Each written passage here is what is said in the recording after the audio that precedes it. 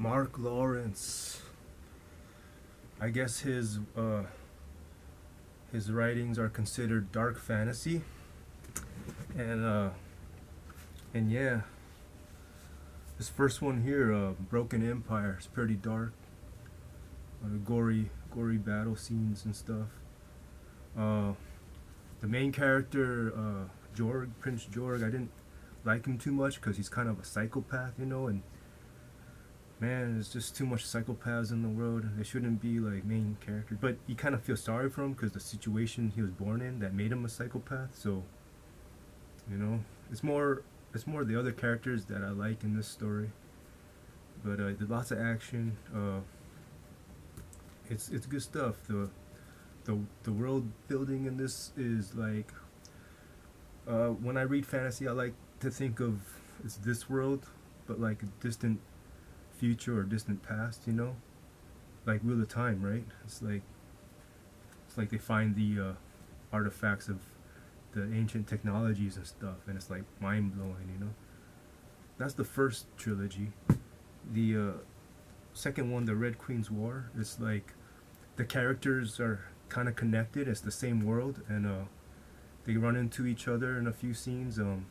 I like this main character better than Jorg because he's more relatable. He's a flawed character who sort of improves himself and builds on his experience while he goes through his journey with his companions.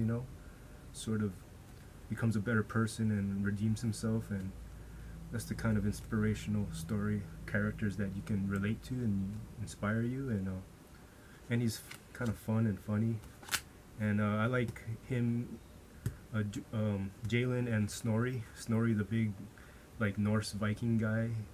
He's like a real cool character, and their relationship dynamic is pretty cool.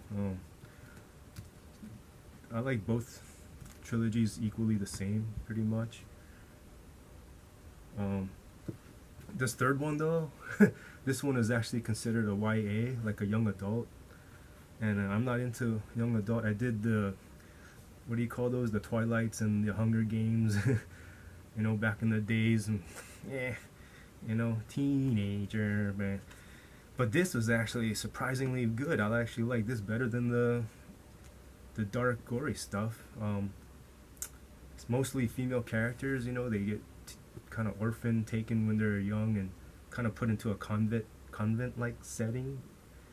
And the main characters, Nona Gray and Zoe, I think they're pretty much my favorite female characters ever written. They're pretty cool, man. I like their powers. I like their relationship dynamic too. It's pretty sweet. Zoe is like the kind of reminds me of Raven from Teen Titans, kind of like the goth chick or something. And Nona is just super cool, friendly chick, and badass fighter. There's a lot of badass fight scenes, and when I think of the fight scenes, it reminds me of like some anime battles or something, because they're like super fast and cool powers and stuff, and then they fight against these giant guys that are like 9-10 feet tall.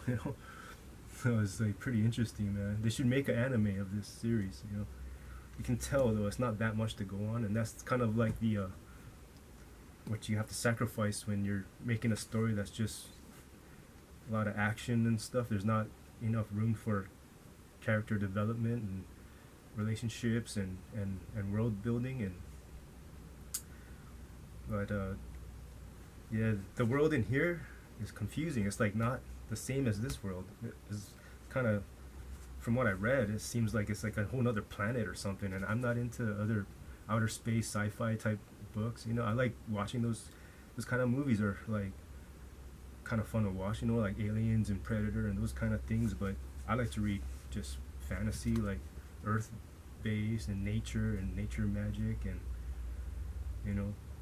but I like the natural earth-based science that is like Nikola Tesla style. I think that's where humanity needs to be headed, sort of in that direction. And yeah, I don't know what I would rate this. I would rate these other ones around 4, I guess, and I want to rate this one higher, but the thing I didn't like about it is I don't like the orphan convent type setting.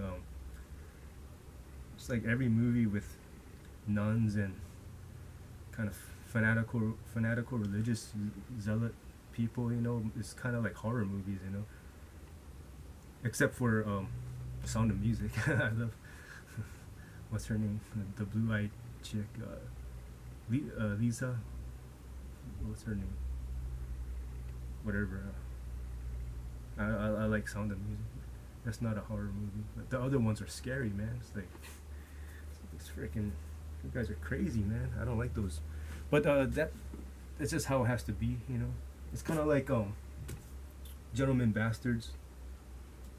Same thing, you know. They're like orphan kids, and then they grow and they learn a bunch of skills. And this is like, by the way, this is one of the best books I've read in a long time. The first one, the other two, the sequels and stuff, not too good. But the first one is a must-read for any bookophile out there that likes fantasy. Even if you don't like fantasy, that's just a great book. Lies of Locke Lamora. But back to this, I would give this a high score, except for the convent stuff and the ending. The ending is it's lost on me, man. I finished reading this like a month and a half ago. I'm like, what the heck happened in this story? I can't remember. If I can't remember, it wasn't so great. I mean, yeah, it kind of left you expecting a bigger finish, especially since the first two were good, and then the last one is like, what the heck happened? You know, and there's a character is mentioned in all three trilogies, Dr. Taproot. I'm like, what the heck is his deal? Like, what?